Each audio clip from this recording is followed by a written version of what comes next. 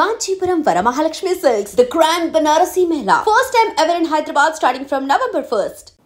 ఒక్కసారి ఇన్నాళ్ళు ఈ కెరీర్ 40 ఏళ్ల కెరీర్ కనుక వెనక్కి వెళ్ళి ఒకసారి చూస్తే మీ దానిలో అదృష్ట దురదృష్టాలు ఎక్కువ ప్లే చేసాయని అనిపిస్తుంది మీకు?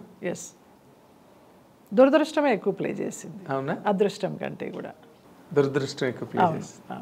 అంటే పెద్ద నేనేదో టాలెంటెడ్ గొప్ప డాన్సర్ అని చెప్పడం కాదు, నాకెందుకు రాలేదు అని అనుకుంటే దురదృష్టమే. టాలెంట్తో పాటు లక్ కూడా తోడవ్వాలి. ఆ లక్ నాకు చాలా తక్కువ, లక్ పాళ్ళు తక్కువ. లేకపోతే నిజంగా ఇప్పుడు నాకు ఎప్పుడు అనిపిస్తుంటుంది, సినిమా ఇండస్ట్రీలో ఒక జ్యోతిలక్ష్మి గారికి ఒక జయలలిత గారికి వాళ్ళు they are more than heroine material అని. అంటే వాళ్ళందరూ కూడా జయమాలిని కానీ సిల్క్ స్మిత్ కానీ వాళ్ళు ఎవరు కాదు. అవును అవును, జ్యోతిలక్ష్మి గారు చాలా మ్యాగ్నెటిక్ పర్సనాలిటీ, చాలా అందగత్తే ఆవిడ. వాళ్ళందరికంటే కూడా నాకు ఎల్వి జయలక్ష్మి గారు. ఎల్వి జయలక్ష్మి గారు అది వేరు. She is a classic dancer. Classic dancer. ఆవిడ ఎప్పుడు అంతస్తుల సినిమాలో ఒక్క సీన్ చిన్నది కొంచెం సెక్సీగా ఉండేటట్టుగా మాస్ చేశారు కానీ బట్ తక్కువన్నీ భరతనాట్యాలే ఆవిడ చేసినవన్నీ దాదాపు. అలా ఇష్టం నాకు. అస్సలు కొంచెం ఒక్కటి కూడా రాలేదు అలాగా. ఒక్క స్వయం కృషిలో మాత్రం లాస్ట్లో క్లైమాక్స్లో క్లాసికల్ సాంగ్, బట్ చిరంజీవి గారికి చరణ్ రాజు గారికి ఫైట్, ఆ ఫైట్ మీదకి వెళ్తుంది కానీ ఆడియన్స్ దృష్టి నా సాంగ్ మీద. కానీ ఇప్పుడు ఈ గ్యాప్ ఉంది చూసారా, అంటే మీ డిజర్వింగ్ ఎబిలిటీ అండ్ జరిగింది, ఈ రెండింటికి మధ్య మీ మానసిక స్థితి ఎలా ఉండేదండి? ఎందుకంటే అవకాశాలు వచ్చేవి ఒక పక్కన జారిపోతూ, ఇంకో పక్కనేమో ఇష్టం లేనివి చేస్తూ లేదా సూట్ కానివి చేస్తూ, ఈ రెండింటి మధ్య మీ మానసిక స్థితి? ఎందుకంటే మీరు చాలా సున్నితమైన మనిషి బేసిక్గా. అంత మెచ్యూర్డ్ కాదు మానసిక స్థితి, ఆ నలిగిపోవడాలు అవి ఏమీ తెలియదు. ఒకటే మైండ్లో పెట్టుకున్నాను, నా గురించి ఫ్యామిలీ వచ్చేసింది, వాళ్ళందరినీ బతికించాలి. సో నాకు అనుకున్న క్యారెక్టర్లు రాలేదు, పోయినాయి. వచ్చిన క్యారెక్టర్లతో తృప్తి పడుతూ చేసుకుంటూ వెళదాము. అప్పుడు నాకు ఒక అడ్వైజర్ కానీ గాడ్ ఫాదర్ కానీ ఎవరు లేరు. కొంచెం వెయిట్ చేయమా మంచి క్యారెక్టర్, అందరూ హీరోయిన్ మెటీరియల్ అనేవారే కానీ హీరోయిన్గా ఎవరు ఇవ్వలేదు, వ్యాంప్గానే ఇచ్చారు.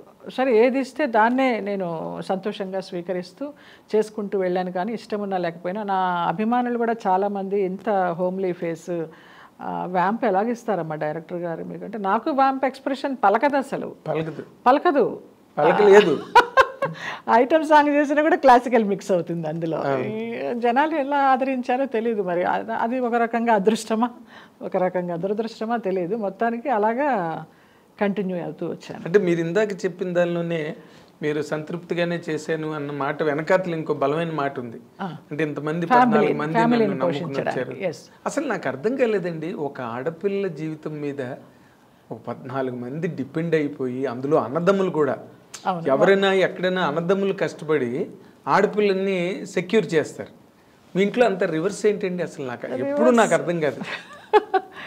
చిన్నప్పటి నుంచి కూడా 6వ సంవత్సరం నుంచి నేను డాన్స్ ప్రోగ్రామ్స్ ఇస్తూ, నేను అక్క చల్లా సిస్టర్స్ లాగా ఎర్న్ చేస్తూనే ఉన్నాము. డిగ్రీ అయిన తర్వాత ఆంధ్రనాట్యం కోసమని ఇక్కడికి వచ్చాను. ఆంధ్రనాట్యం నేర్చుకునేటప్పుడు నాన్న వచ్చి ఫ్రెండ్స్ సినిమా తీస్తున్నారు, హీరోయిన్ క్లాసికల్ డాన్సర్ కావాలని తీసుకెళ్ళడము. ఇక చిన్నప్పటి నుంచి ఆ సంపాదన తల్లిదండ్రులకి ఇవ్వడమే తెలుసు కానివ్వండి.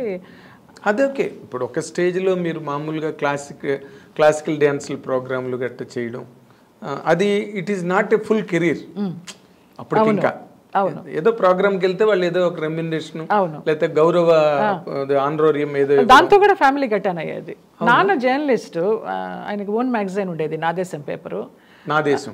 రామారావు గారు ఏదో ఎలక్షన్స్ అప్పుడు ఆ టైటిల్ నాకు కావాలని అడిగారు. అప్పుడు రామారావు గారికి ఇచ్చేసి ఈయన ఇంకా రిటైర్ అయిపోయినారు. ఓకే. అంతకు ముందర రామారావు ఏమైనా ఇచ్చారండి దానికి టైటిల్? ఇచ్చిన నాకు తెలియదు, మాకు అప్పుడు చిన్నపిల్లలం, మాకు పెద్ద నాలెడ్జ్ లేదు. ఓకే. సో మా డాన్స్ ప్రోగ్రామ్స్ మీదే గెట్ ఆన్ అవుతూ వచ్చారు. అవునా? అన్నదమ్ములు మగపిల్లలు పెద్దన్నయ్యకి ఏదో ఒక 1000 రూపాయల కట్నానికి ఆశపడి అన్నయ్యకి పియూసీ అంటారు కదా అప్పుడు 10th క్లాస్, అది అవ్వగానే పెళ్లి చేసేసారు. ఒక ఇల్లరికి పాలెళ్ళలాగా అన్నయ్య వెళ్ళిపోయాడు పెద్దన్నయ్య.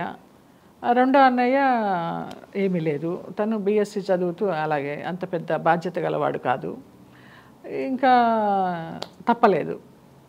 మీకు పెద్ద మనసు అన్నది ఇంటి దగ్గరే ప్రారంభమైంది, చిన్నప్పటి నుంచి ఉంది. అదే అంటున్నాను. అందుకనే సినిమా ఇండస్ట్రీని మీరు కంప్లీట్గా ఇచ్చేసుకోగలిగారు, అర్థం చేసుకుని వాటిలో ఉండే ఇబ్బందులు కానీ సాధక బాధకాలన్నింటినీ అర్థం చేసుకుని గెటాన్ అవ్వగలిగారు సినిమా ఇండస్ట్రీలో.